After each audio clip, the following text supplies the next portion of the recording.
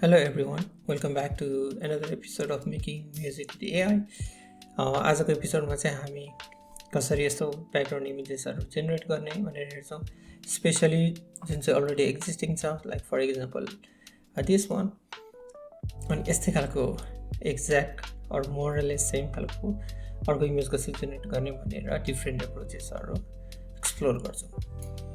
यो भिडियोको इन्सपिरेसन चाहिँ मोस्टली होइन, म यहाँ कमेन्ट सेक्सनमा गएर पढ्दै थिएँ र यहाँनिर एकजना म्युजिक नेपाल 01 भन्नेले लेख्नुभएको थियो, यस्तो फोटो कहाँबाट पाइन्छ प्लिज रिप्लाई भनेर।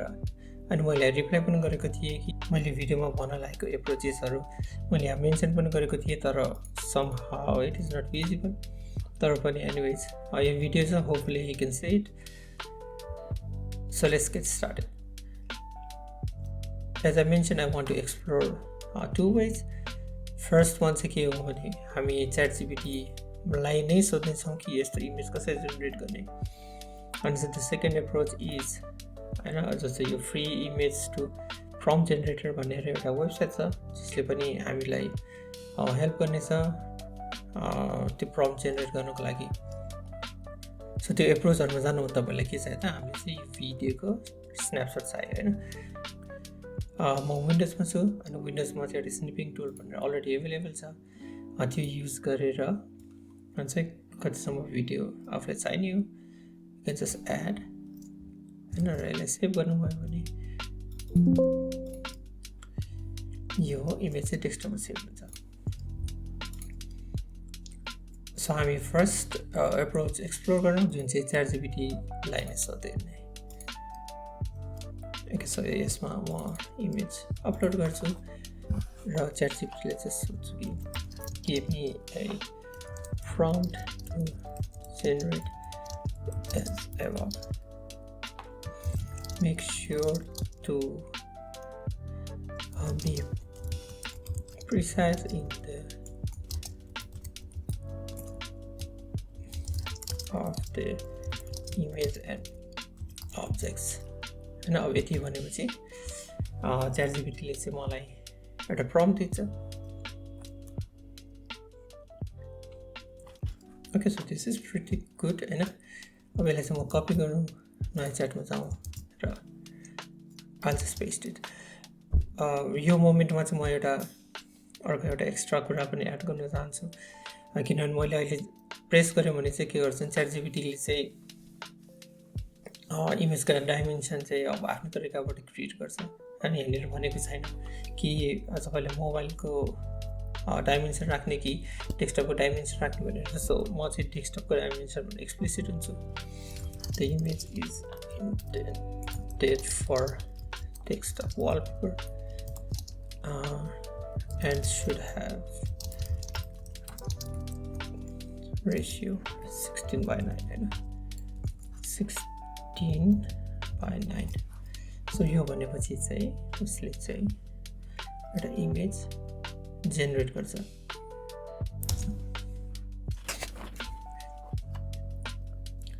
ओके, सेकेन्ड एप्रोच चाहिँ मैले भनेको अनुसार imageprompt.org मा हो। यहाँ तपाईँले आउनुभयो र इमेज टु प्रम्प्ट भने क्लिक गर्नुभयो भने तपाईँ लगइन चाहिँ गर्नुपर्छ गुगलबाट। लगइन गरिसकेपछि तपाईँ चाहिँ इमेज टु प्रम्प्टमा आउनुहोस् र यहाँनिर चाहिँ तपाईँ चाहिँ अघिदेखिको इमेज अपलोड गर्न सक्नुहुन्छ। सो डिफ्रेन्ट अप्सन्सहरू छ। युजली जेनरल इमेज प्रम्प्ट भनेको चाहिँ सबै ल्याङ्ग्वेजको लागि काम गर्छ र मिड जर्नी भनेको चाहिँ तपाईँलाई कोही यदि मिड जर्नी एकाउन्ट छ भने त्यहाँ पनि ट्राई गर्न सक्नुहुन्छ। I'll just use this one अनि यसलाई कपी गरौँ, नयाँ च्याटमा गएर लेट्स पेस्ट इट। अनि यसमा पनि सेम थिङ होइन, the image is intended for desktop wallpaper of aspect ratio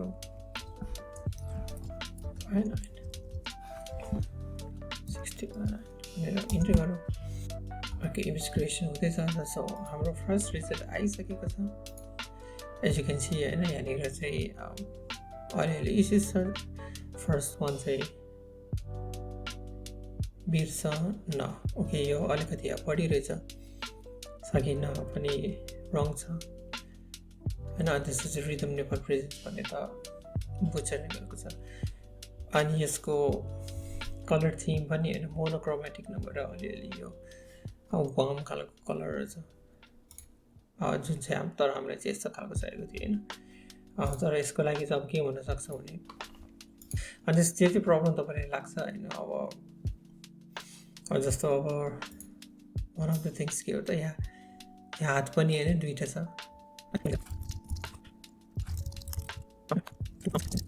र तपाईले जे मिस्टेक देख्नुहुन्छ त्यो सबै लिस्ट गरेर चाहिँ के भन्न सकिन्छ भने हैन fix them and another prompt generate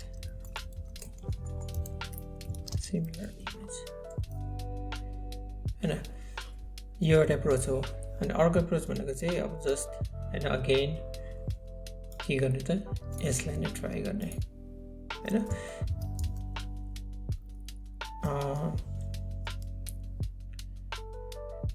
dark हैन grays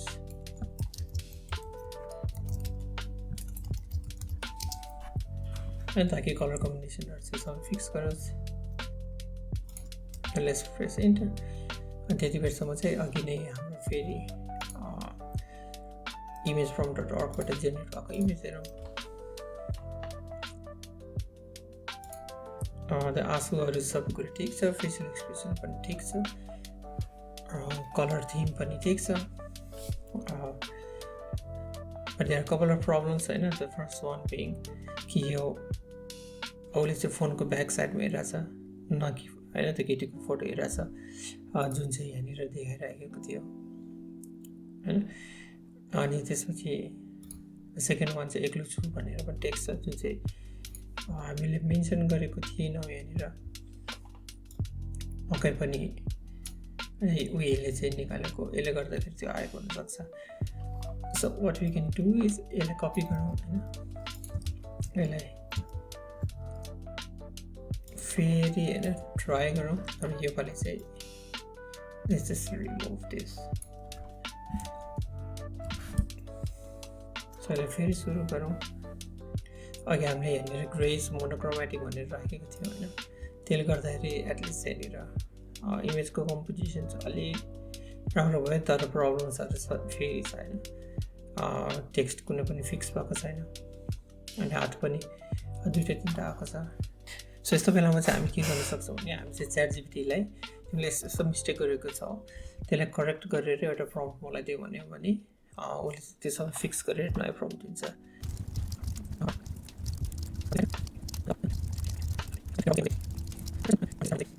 it should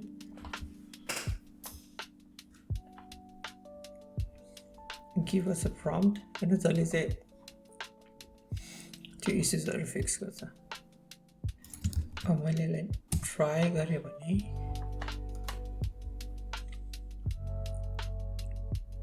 so let's go back and see हैन हाम्रो नयाँ image so as you can see the image same issue छ अनि यो चाहिँ मच बेटर थियो हैन यो भन्दा किनभने यसमा अब टेक्स्ट लेख्ने ठाउँ पनि छैन हैन तर आशा चाहिँ भयो बनाएको छ यसले अघिको भन्दा हैन तर हामी चाहिँ अब सेम एप्रोच फलो गर्न सक्छौँ हैन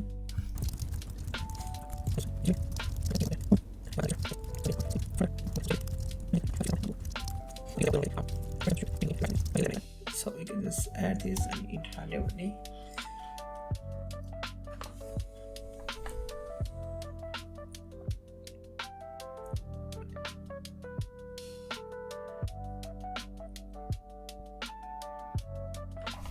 let's just try yes गरौँ हैन so let's look at the newly generated image हैन as you can see still issues with text तिमीलाई को यतापट्टि दीर्घ हुनुपर्छ जस्तो लाग्छ तर यसले चाहिँ के गर्छ रिदम नेपाल प्रेजेन्स चाहिँ अहिले फिक्स गर्यो so my recommendation is always then add a टेक्स्टहरु चाहिँ जे चाहिँ तपाईले गर्नुपर्छ चाहिँ अथवा यो इमोजीहरु चाहिँ हाल्नुपर्छ तपाईले चाहिँ क्यानभा भन्ने वेबसाइट युज गर्न सक्नुहुन्छ।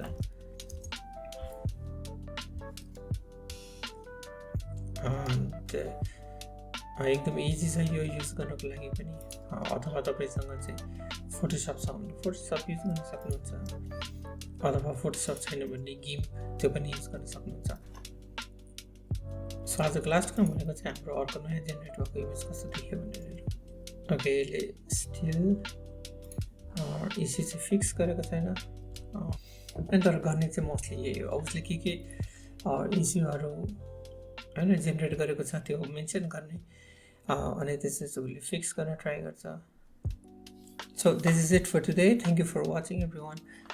यो सबै प्रम्प्टहरू चाहिँ मैले क्रिएट गरेको छु, त्यो सबै म तल कमेन्टमा राखिदिन्छु। Hopefully this video help someone. तपाईँलाई यस्तै खालको अरू क्युरियोसिटीहरू केही छ भने होइन कमेन्टमा मेन्सन गर्नुहोस्, अनि म भिडियो त्यसको बारेमा पनि बनाउँछु। Until then, bye bye and be safe.